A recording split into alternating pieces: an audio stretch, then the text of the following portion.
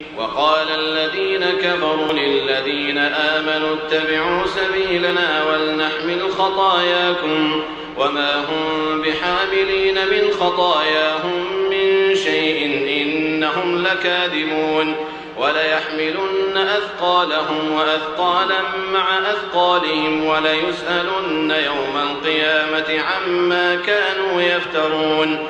ولقد أرسلنا نوحا إلى قومه فلبث فيهم 1000 سنة إلا 50 عاما فأخذهم الطوفان وهم ظالمون فأنجيناه وأصحاب السفينة وجعلناها آية للعالمين. وإبراهيم إذ قال لقومه اعبدوا الله واتقوه ذلكم خير لكم إن كنتم تعلمون.